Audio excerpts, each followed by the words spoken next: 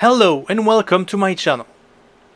As you probably know, Mojang recently announced Minecraft version 1.20 for future release. Along with this announcement was announced a huge beef to one specific block in the game, bamboo. Bamboo from version 1.20 onwards will become a source of wood with which the player can craft things such as chests and pistons, which will make it a very valuable and useful item.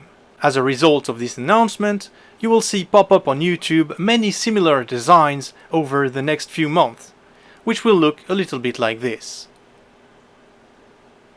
It is a very classical concept, which involves having a flying machine fly over a bamboo field to harvest it. Like so. The machine may differ, but the idea is always the same. But there's one problem with this classical design. And whatever the flying machine is, the problem is also always the same.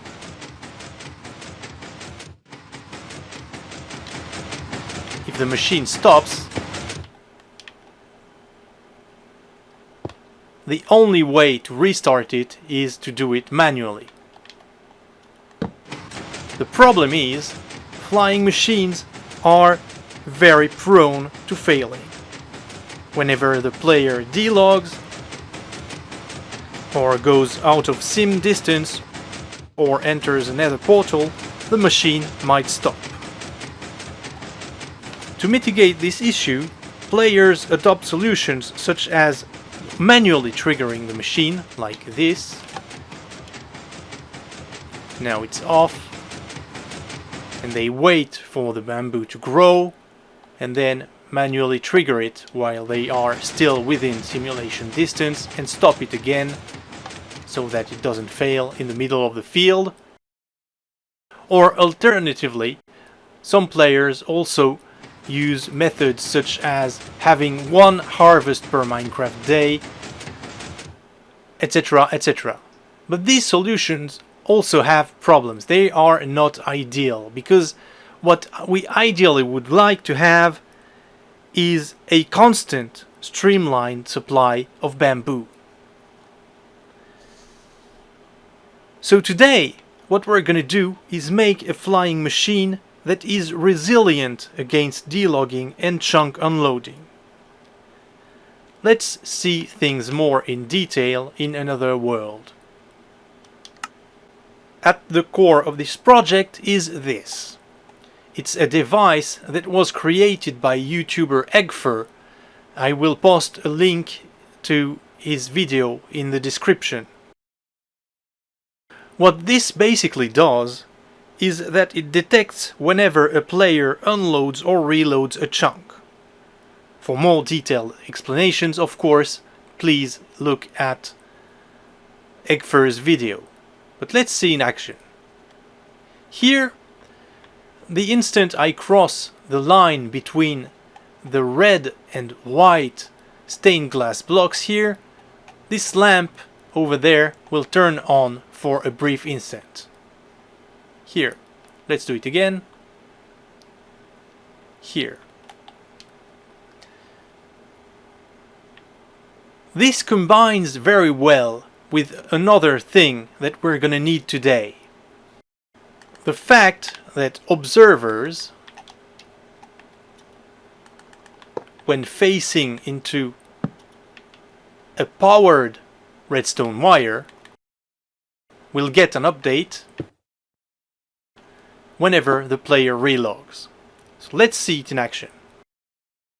I will unlog from the game and relog, and normally when I relog, this orange concrete block here will have moved over here.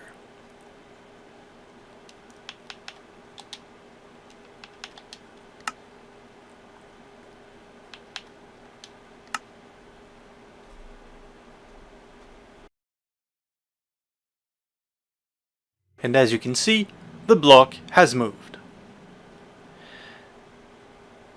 So what we're gonna do is combine these two things in order to make a flying machine that can both be reactivated whenever a player enters simulation distance or whenever a player relogs into the game.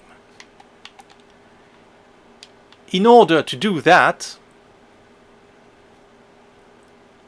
we will have a line here that is powered from beneath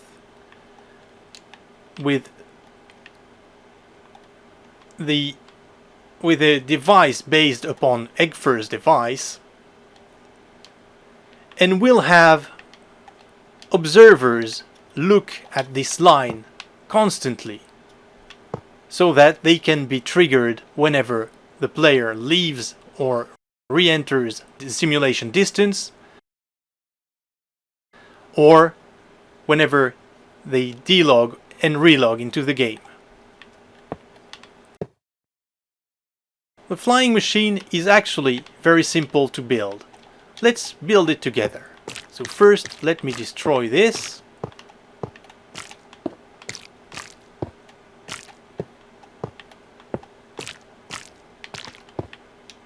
First, what we need to have is, like I said, observers looking at the redstone wire. We'll have a total of 4 pistons, 2 of which are not looking at the redstone wire. Then on top of this, we'll have honey blocks.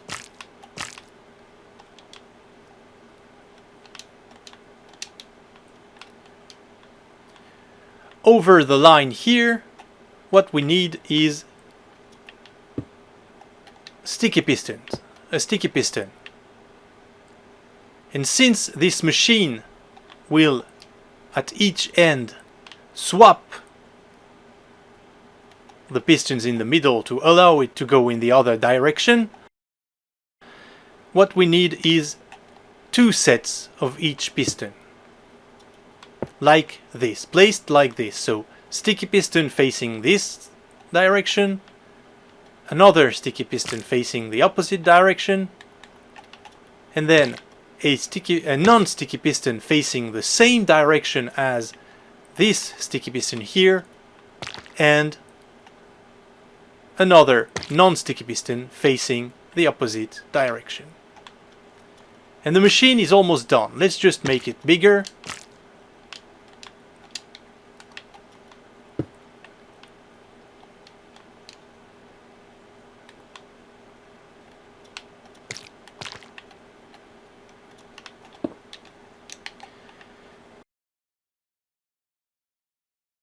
And normally this should be enough for the machine to work.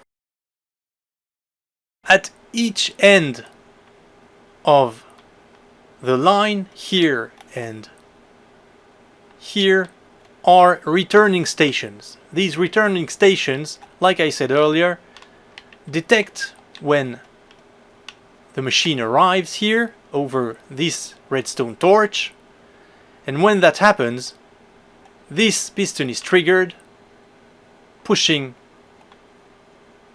these pistons in the middle, allowing the machine to go into this direction. So when the machine arrives, this happens. The piston pushes, and then a pulse is sent in front of the pushing side of the machine, which allows it to start. And when the machine reaches the other side here, again, the piston is activated, pushes the pistons in the middle, and a redstone pulse is sent to the pushing side of the machine in order to trigger it to move into that direction here.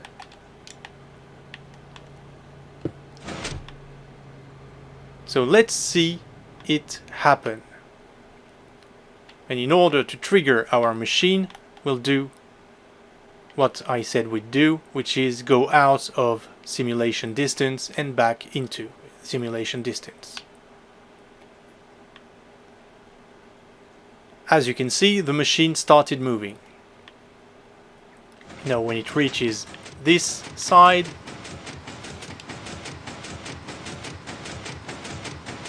the piston pushed the pistons in the middle and the machine started moving in the other direction. And when it reaches the other side, the opposite will happen.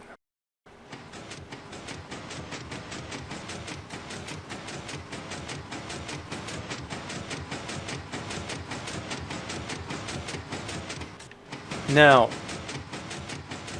contrarily to normal flying machines, what makes this design strong is that if the machine stops for whatever reason, be it the player going out of simulation distance, or the player entering a nether portal for too long, or the player delogging and relogging, the machine can be easily restarted by simply going out of simulation distance and back in. And remember, this machine is supposed to be on at all times, and the reason why it stops in the first place is that the player has gone out of simulation distance.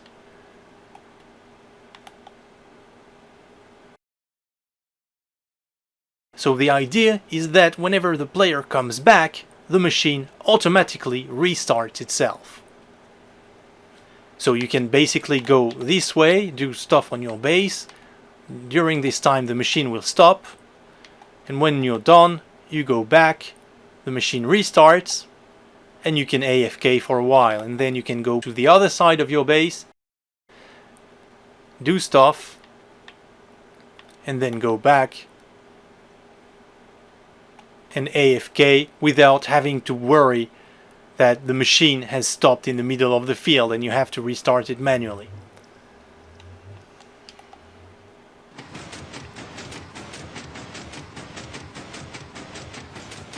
So basically this is the idea, and the machine could of course, like I said, also be restarted by going into a nether portal. Or for example, if you're on your base, again, the idea is that you're on your base, you go to the nether and you come back and your flying machine is still working. So this is about it for the build.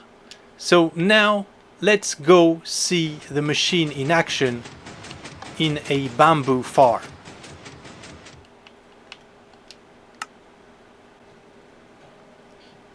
Here we have it. The farm of course is pretty small because the machine, due to its constraints, has to remain fairly